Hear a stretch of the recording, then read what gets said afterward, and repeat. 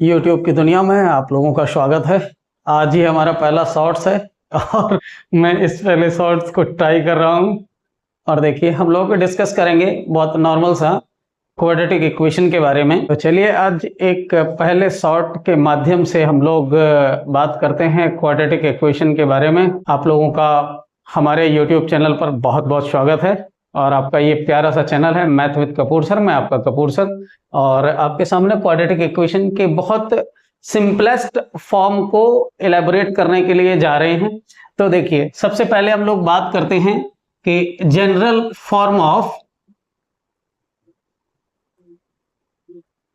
Quadratic equation. आप बहुत normally जानिएगा कि जितने भी हमारे पास में 2 डिग्री पॉलिनोमियल्स हैं, अगर उनको इक्वल टू 0 रख देते हैं वो इक्वेशंस बन जाते हैं और वो सारे के सारे क्वाड्रेटिक इक्वेशन बन जाते हैं। Like that ax square plus bx plus c is equal to 0 मेरा पहला जनरल इक्वेशन है क्वाड्रेटिक इक्वेशन। और इसी को हम लोग स्टैंडर्ड लेकर के सारे काम कर रहे होते हैं, इसी से डिफरेंट डिफरेंट टाइप के अलग अलग चीजों के बारे में बात कर रहे होते हैं। तो यहां से आपके पास में a is not equal to 0 होना चाहिए और a और b और c तीनों ही रियल नंबर को बिलोंग करेंगे।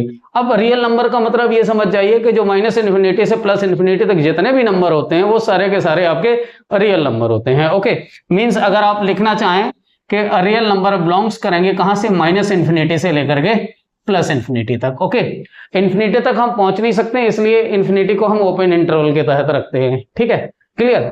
अच्छा, अब क्वाड्रेटिक इक्वेशंस के आपके पास में वेरिएबल की डिग्री 2 होगी। ओके, डिग्री कितनी होगी, 2।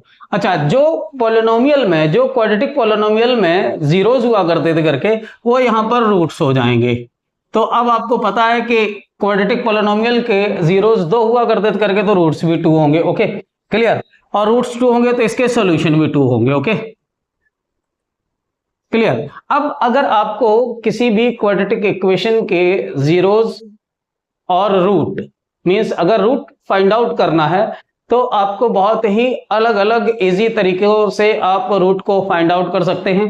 तो पहली जो मेथड आती है वो हमारे पास में रूट को फाइंड आउट करने के लिए फैक्टराइजेशन मेथड होती है, जिसको हम लोग मिडिल टर्म स्प्लिट मेथड भी कहते हैं।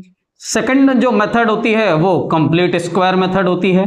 ओके, और थर्ड मेथड जो होती है वो श्रीधराचार्य फॉर्मूला से हम लोग निकालते हैं। इन तीनों मेथड से हम लोग क्वाड्रेटिक इक्वेशन के रूट फाइंड आउट कर सकते हैं, या फिर आप ऐसे कह सकते हैं कि क्वाड्रेटिक इक्वेशन में जो वेरिएबल होता है उसकी वैल्यू फाइंड आउट करते हैं।